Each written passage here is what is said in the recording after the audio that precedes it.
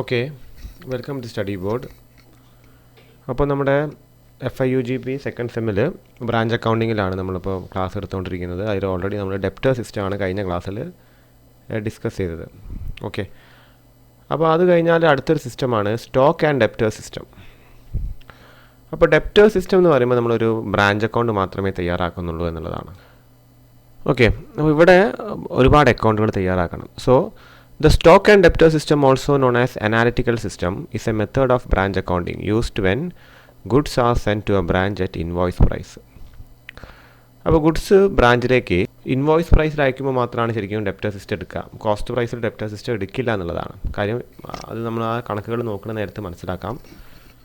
അപ്പോൾ അതിൽ unlike debtors method which only prepares branch account, the stocks and debtors method maintains separate accounts for different branch transaction.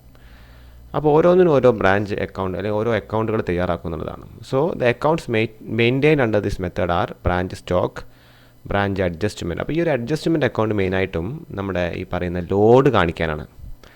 അപ്പോൾ ഇത് ഇപ്പോൾ branch സ്റ്റോക്കും branch അഡ്ജസ്റ്റ്മെൻറ്റും നിർബന്ധമായിട്ടും നമ്മൾ question ചോദിക്കുകയാണെങ്കിൽ നിങ്ങൾ എഴുതിയിരിക്കണം എന്നുള്ളതാണ്. ഒരു 3 അക്കൗണ്ടുകളെങ്കിലും നിങ്ങൾ മിനിമം എഴുതണം. ഞാൻ പറഞ്ഞത് അധികം അത് ചോദിക്കുകയാണെങ്കിൽ നമ്മുടെ എസ് എ ആയിട്ടാണ് ചോദിക്കുക. പിന്നെ ബ്രാഞ്ച് ഡെപ്റ്റേഴ്സ് അക്കൗണ്ട് വരുന്നത് അത് ക്രെഡിറ്റ് സെയിൽസ് കാണിക്കാനാണ്. പിന്നെ ബ്രാഞ്ച് എക്സ്പെൻസ് അക്കൗണ്ട് വരും. പിന്നെ ബ്രാഞ്ച് പ്രോഫിറ്റ് ലോസ് അക്കൗണ്ട്, പിന്നെ goods send to branch account, branch cash account, branch fixed asset account. അപ്പോൾ ഇത് ഫിക്സഡ് അസറ്റ് മെയിൻറ്റെയിൻ ചെയ്യാനാണ്. ഇത് ക്യാഷ് ട്രാൻസാക്ഷനാണ്. ഇത് ഗുഡ്സ് ട്രാൻസ്ഫർ, സ്റ്റോക്ക് ട്രാൻസ്ഫർ ചെയ്തതിനെ കുറിച്ചിട്ടുള്ളതാണ്.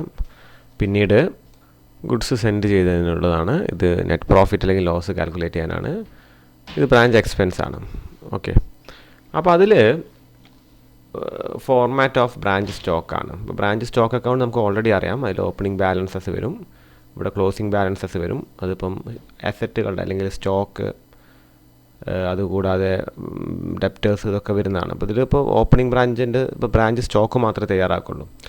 അപ്പോൾ അതുകൊണ്ട് ഈ ഒരു കണക്കിൽ, അതായത് ഈ പറയുന്ന നമ്മുടെ സ്റ്റോക്ക് ആൻഡ് ഡെപ്റ്റേഴ്സ് സിസ്റ്റത്തിൽ ബ്രാഞ്ച് സ്റ്റോക്കിൽ ഓപ്പണിംഗ് ബാലൻസ് ഓഫ് സ്റ്റോക്ക് വരും, അതായത് ഓപ്പണിംഗ് സ്റ്റോക്ക് വരും ഇവിടെ. പിന്നെ ഹെഡ് ഓഫീസിൽ നിന്ന് ബ്രാഞ്ചിലേക്ക് ഗുഡ്സ് അയക്കുകയാണെങ്കിൽ അത് ഡെബിറ്റിൽ വരും. ബ്രാഞ്ചിൽ നിന്ന് ഹെഡ് ഓഫീസിലേക്ക് ഗുഡ്സ് റിട്ടേൺ വരികയാണെങ്കിൽ ഇവിടെ എഴുതും. പിന്നെന്താണ്, കസ്റ്റമേഴ്സോ ഡെപ്റ്റേഴ്സോ തിരിച്ച് ഗുഡ്സ് തിരിച്ചയക്കുകയാണെങ്കിൽ സെയിൽസ് റിട്ടേൺ വരുന്നുണ്ടെങ്കിൽ അത് ബ്രാഞ്ച് ഡെപ്റ്റേഴ്സ് എന്ന് പറഞ്ഞ് ഇവിടെ എഴുതും.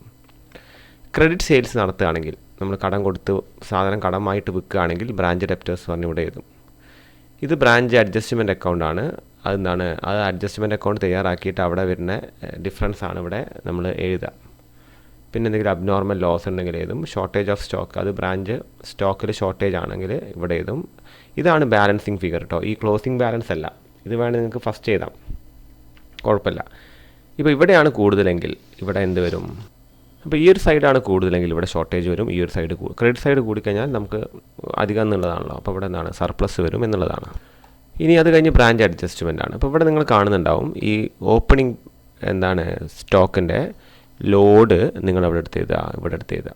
Stock reserve, goods send to ബ്രാഞ്ചിൻ്റെ ലോഡ് കാൽക്കുലേറ്റ് ചെയ്യുന്നതൊക്കെ കഴിഞ്ഞ ക്ലാസ്സിൽ ഡിസ്കസ് ചെയ്തതാണ്. അതെന്ത് എഴുതുക, ഇവിടെ എടുത്ത് എഴുതുക. സർപ്ലസ് ഓഫ് സ്റ്റോക്കിൻ്റെ ലോഡ് ഇവിടെ എടുത്ത് എഴുതുക. Goods send to branch return ആണ്. ഹെഡ് ഓഫീസിലേക്ക് തിരിച്ച് വരുന്ന ഗുഡ്സിൻ്റെ ലോഡ് എവിടെ എഴുതുക, ഇവിടെ എഴുതുക. എബ്നോർമൽ ലോസ് ഉണ്ടെങ്കിൽ അതിൻ്റെ ലോഡ് എഴുതാം.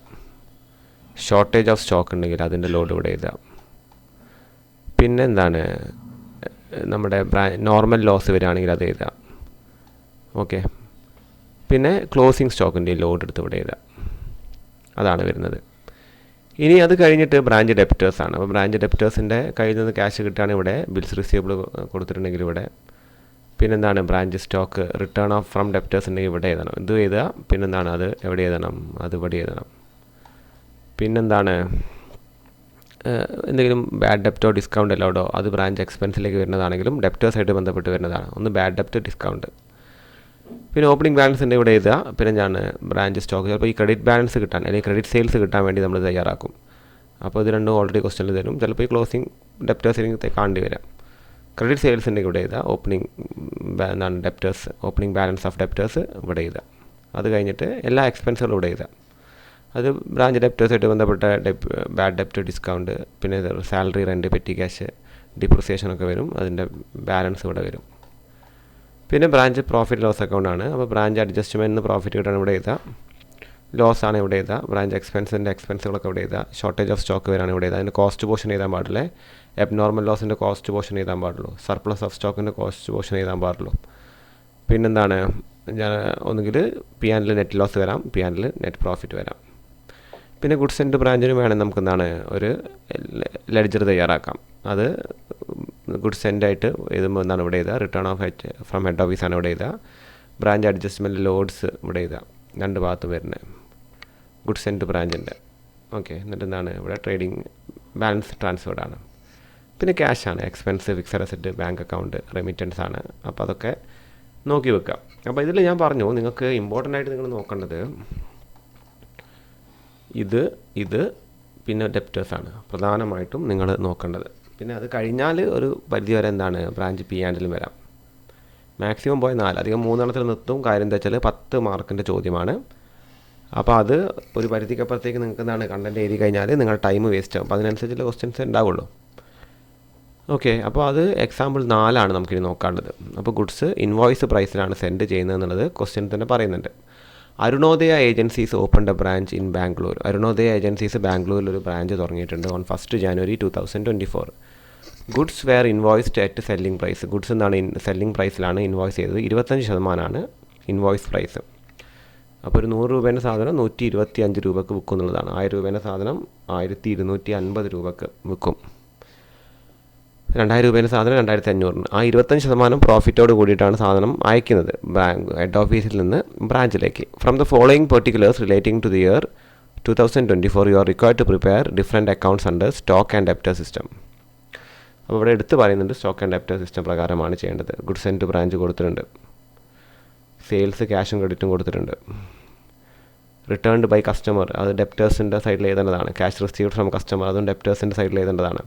ഡിസ്കൗണ്ട് അലൗഡ് അത് എക്സ്പെൻസ് ആണ്, അത് ഡെപ്റ്റേഴ്സിന് കൊടുക്കുന്നതാണ്. പിന്നെ എന്താണ് ഇതൊക്കെ എക്സ്പെൻസുകളാണ്. Rent, salary, sundry expense. Defective goods normal loss ആണ് അല്ലെങ്കിൽ